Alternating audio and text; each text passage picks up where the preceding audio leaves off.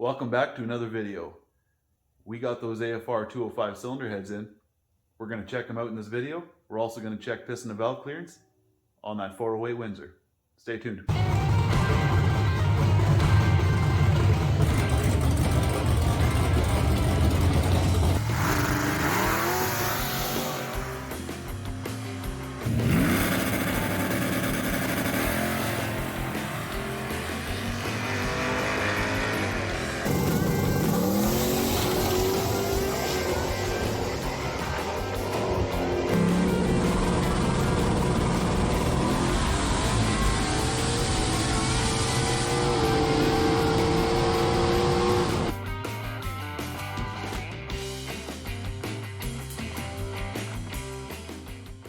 All right.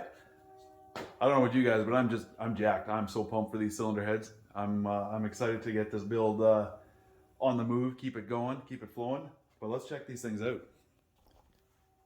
So these are the AFR 205 cc intake runner heads. The combustion chamber on them is 58 cc. We went with the tighter chamber. They got the 208 intake valve, and of course I forget the exhaust valve size off the top of my head. But these are fully CNC ported. Of course I don't have the best lighting for you, but man, they are just beautiful. I would prefer that Benny would let me just hang them on my wall, but I think he kind of wants to put them on his engine and run them. So I guess that's what we have to do, unfortunately, eh? No, I'm excited for it. These, I guess they come standard with the valve springs for solid roller camshaft. But we swapped them out. We got the springs in for hydraulic roller because that's what we're running. And yeah, everything looks really good. Everything came in nice. It took a little while. It was about a 5 or 6 month wait. But I think it's going to be very worth it. So first thing we're going to do, we will pull the valve springs off. I'm going to pull them off of these two right here, intake and exhaust, and I will put my light springs in there. And we'll go over to the block. We're going to put the head gasket on. We're going to put the head on. We're not going to torque it down or anything, but we'll have it all on there snug. We'll put a lifter in, a push rod, rocker arms, and we will check the piston and valve clearance. We'll set up the dial indicator on it, and yeah, make sure we're all good. Make sure we got clearance. All right, so I'm going to use this spring compressor. Give it a shot. These valve springs they're not crazy. I mean, there's solid roller stuff that's way crazier, but these are 155 pounds on the seat. So pretty aggressive for a hydraulic roller, but I think it's going to be needed.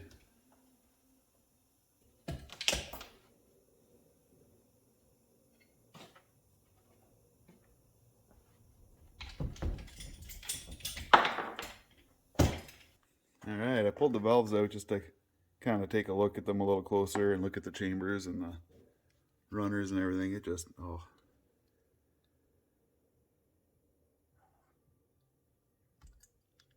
That is just so nice. Yeah, I know.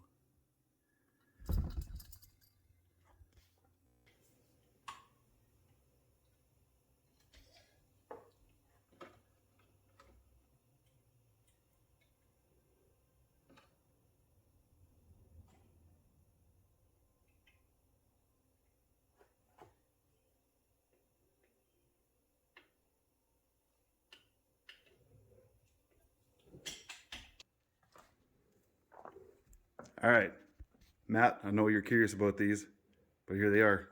These are your thin valve springs. Put in there, you can compress them by hand. Still got enough pressure though to keep that valve closed so you can get accurate readings. Awesome. Let's put them on the block here and get them checked out.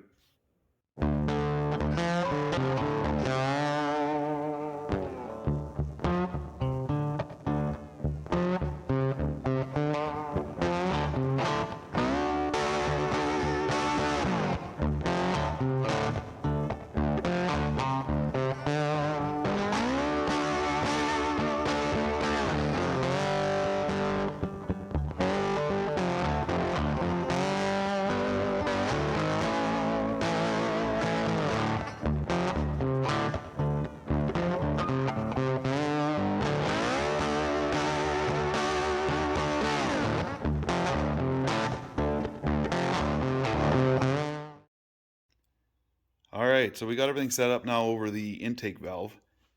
Dial indicator's on, magnetized to the side of the block right now. Can't put it on the head because it's aluminum. So obviously that doesn't work, but we'll see how this plays out here. But I got my adjustable length push rod in here and got it fairly centered.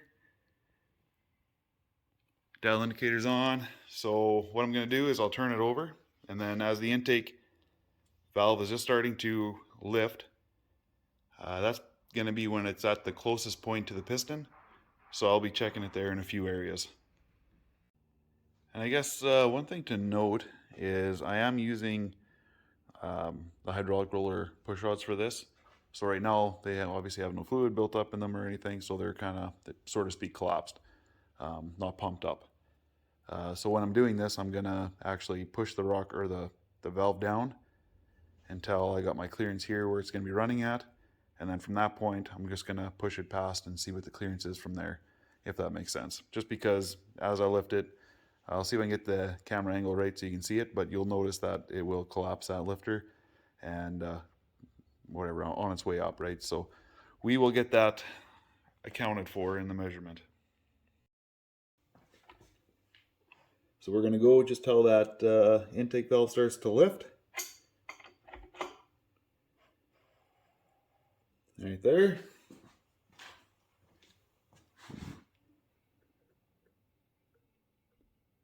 Lots of clearance there. We'll go a few more degrees. So as you saw there, the plunger just kind of went in on the lifter. So I'm going to bring it up to the top, and then from that point see where we're at. So right there I'm hitting the piston. So I'll do that again. So there the lifter is fully open. So we're about 180 thou clearance at that point. Go a few more degrees. Get that lifter where it needs to be. So measuring from this point. So that's 1, 2. Oh yeah, we got lots of clearance.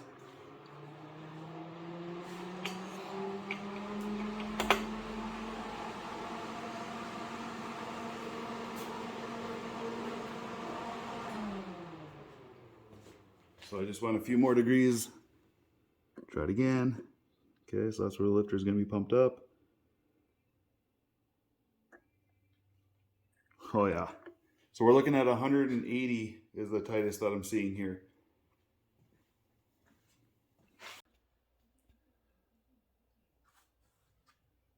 So, you know how when you're looking for something around the garage, you know you have it but you just can't find it?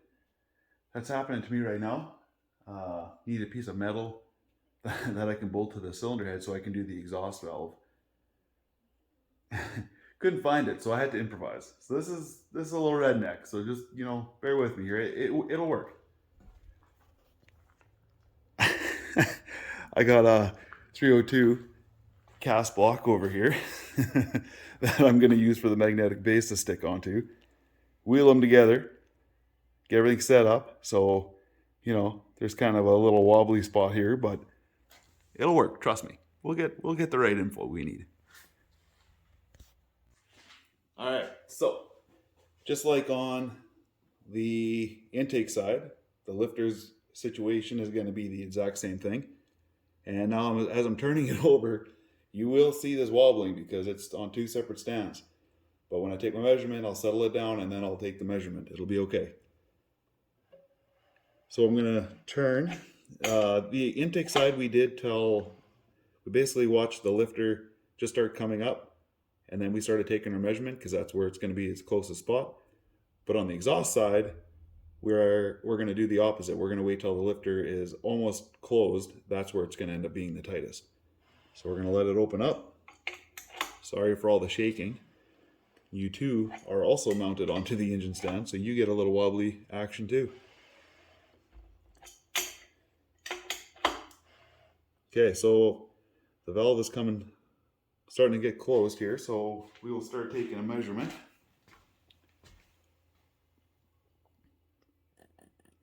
All right, so that's the lifter pumped up.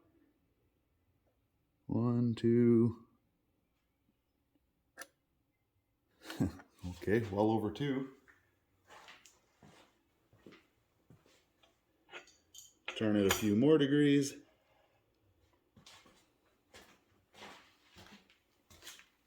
Check it again. Okay, that's our measuring point. So we're at like 200 thou. A few more degrees.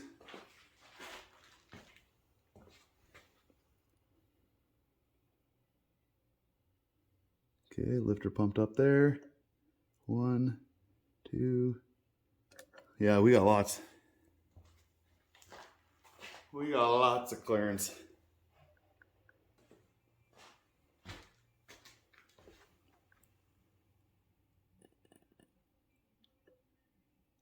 Slack go to the lifter. 1, 2, like 240-ish. 230-ish, I guess.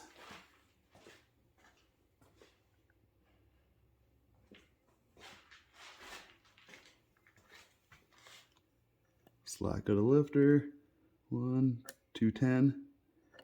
Over 210 there. Yeah, we got lots of clearance. All right, so quick recap. On the intake side, the minimum spec is 80 thou, and we had 180, so we have 100 thou extra clearance than what we need. So lots of room, could go with a much bigger cam yet if we need to, or if you ever wanted to. And then on the exhaust side, minimum clearance is 100 thou, and we ended up with about 205.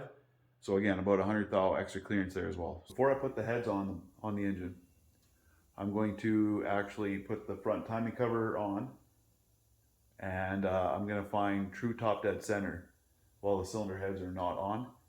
Make sure I mark the balancer and everything, get true top dead center first, and then I'll continue to put the cylinder heads on. That way we're good when we're trying to dial this thing in, get the timing set right, we know where we're at.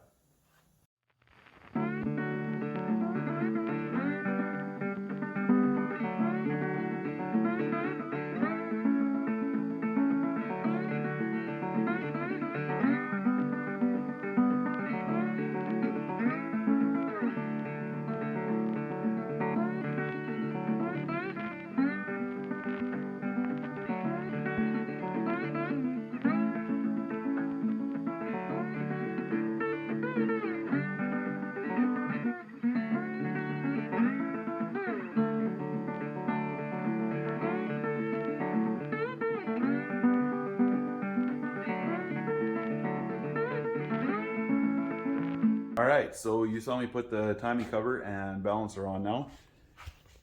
Just a couple notes there. When you put it together, I put the timing cover on loosely, didn't snug it down all the way.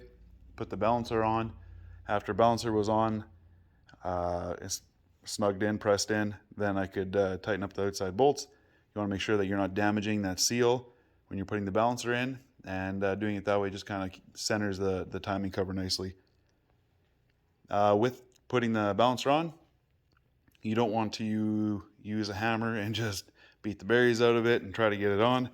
I just picked up some threaded rod. For this size, I didn't have this size threaded rod yet, but got that now. Use some nuts and washers and you press it on. You also saw that I did find top dead center, and you'll note that this one was actually out by a full degree.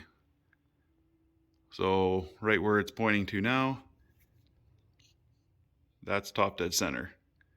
So if it was sitting at where it was sitting at before, we'd be looking at the 0, and trying to dial it in, we'd be a degree of timing out every time. So not the biggest deal if you're starting low and working your way up, but just to try to get it as accurate as you can.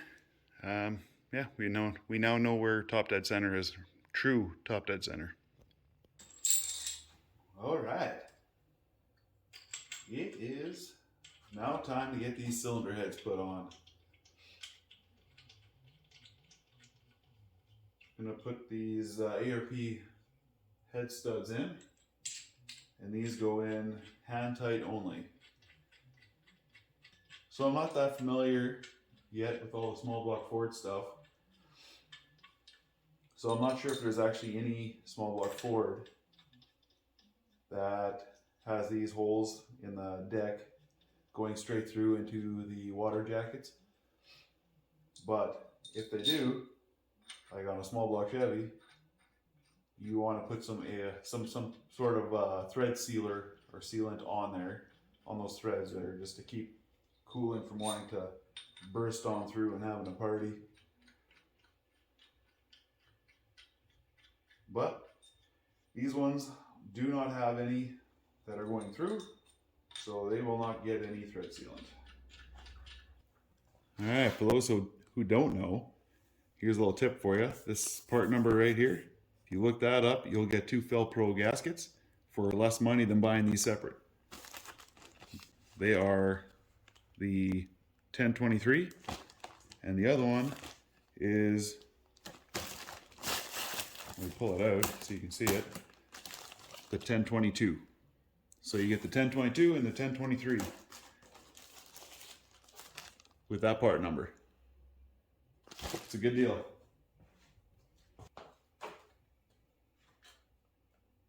So that 1022 is the driver's side. And the 1023 is the passenger side. You want to make sure you get those right. So you got the 2 small holes for the water jackets on the front, and the bigger holes are sitting at the back of the block. And before you do this, you want to make sure that your decks are nice and clean. I use some brake clean and some shop towel and stuff, and just make sure they're all cleaned up. Wipe down, no oil or anything on them. And I also matched up this gasket to the block earlier, as well as on the cylinder head itself, and it lines up really nice on the cylinder heads. So for those who are looking for a head gasket for those AFR 205s, these are the ones to get. And the same deal with the cylinder head surface. You want to make sure you got it nice and clean, wipe down, no oil or grease on it.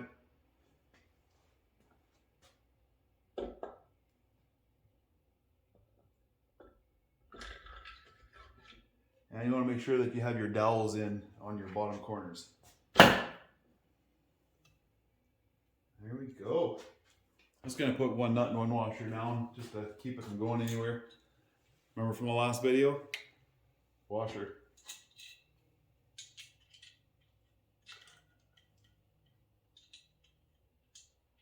Alright, another thing you want to make sure that you do, just blow out all your water jacket ports on the cylinder head and look for any type of casting flash. Some of these spark plug hole threads, there was a couple of them that had a little piece of aluminum still stuck on them, kind of hanging off. So you just want to make sure you get that all cleaned out. You don't want all that going through your engine, right?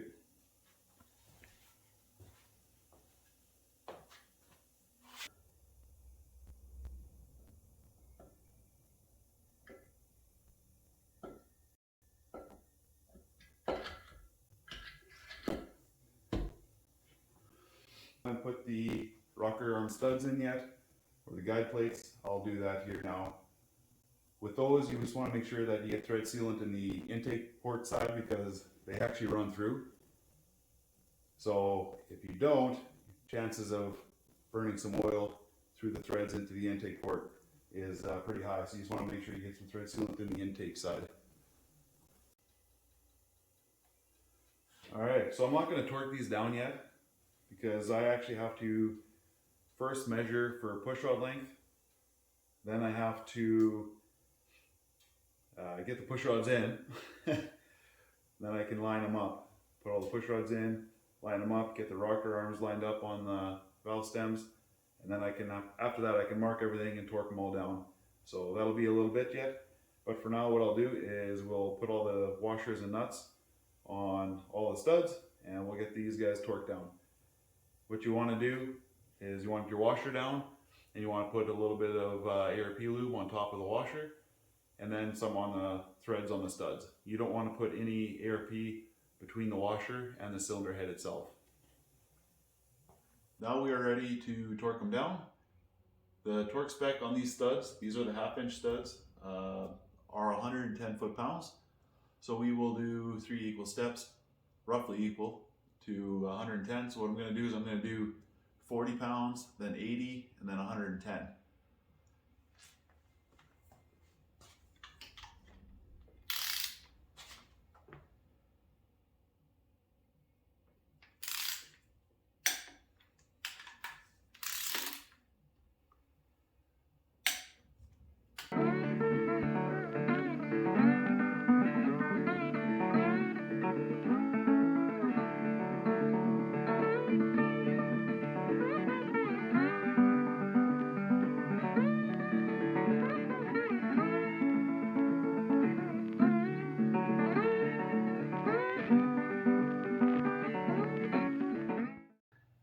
As you saw, got it all torqued down there in the time lapse.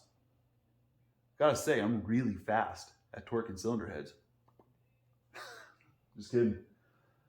Oh, I get retarded when I'm hungry. But just check these things out. 110 foot-pounds, everything's torqued down. Just so beautiful. Next steps are going to be double checking push rod length, ordering those push rods, and once I get those in, we'll be able to line everything up, line up the rocker arms, and keep going on the project here. So definitely looking forward to it. We'll leave it off there. Definitely appreciate you guys checking out the videos. I hope that you enjoyed the view as much as I did. Take care.